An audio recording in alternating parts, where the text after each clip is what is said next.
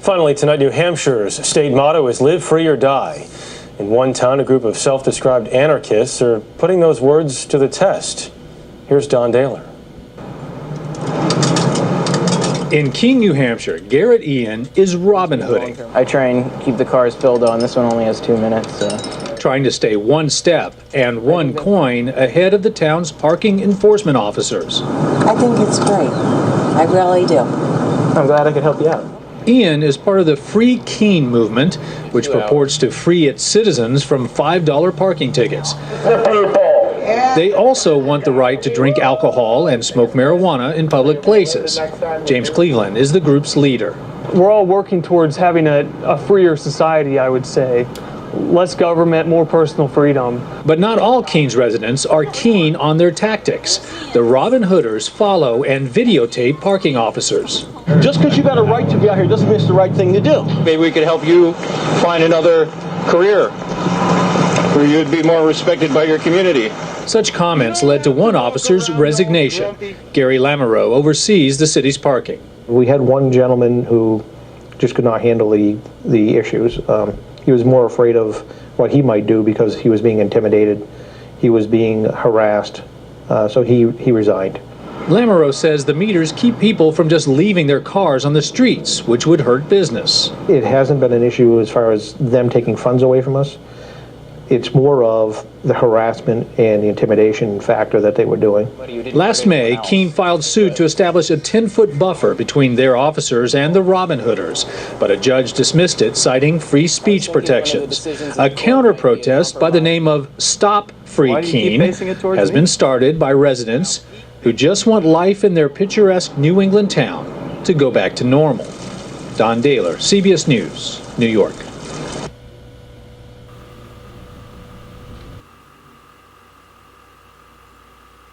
This week, President Obama will get a report on the developing scandal at the Department of Veterans Affairs.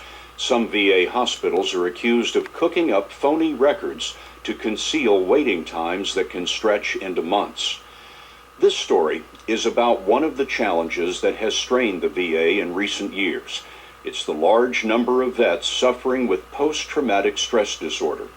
2 million vets have served in Iraq and Afghanistan, and 1 out of 5 has PTSD. Overwhelmed by this need, the VA decided to try new treatments originally designed for rape victims. As we first reported last fall, this new PTSD therapy has been promising. For 2 months, doctors and patients allowed us to sit in and listen as troubled vets fought the war within. The story will continue in a moment.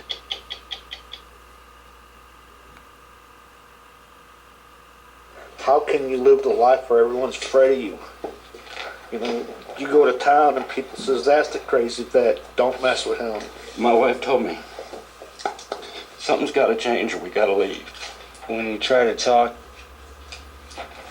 to somebody that hasn't been there, hasn't experienced it, they don't understand. And so you just kind of get laughed at. Yeah. The 16 men around this table arrived via Afghanistan, Iraq, or both. Some are here from Vietnam. I see that I do have, that opportunity to pick myself up.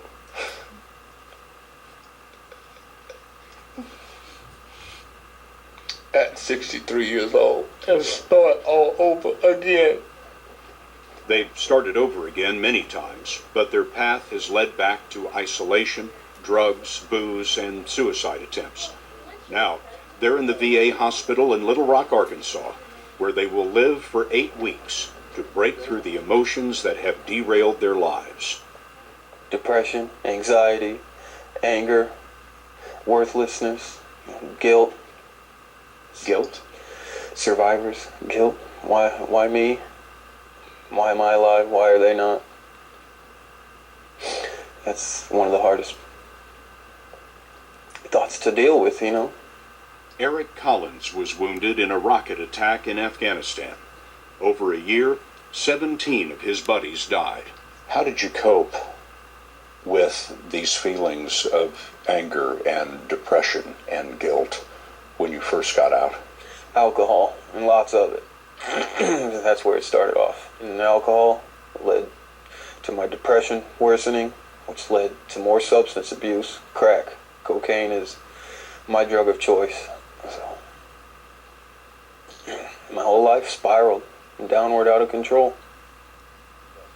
To take control, Collins volunteered for one of the new therapies called prolonged exposure. It forces him to work at remembering every detail of what he's tried to forget. Next thing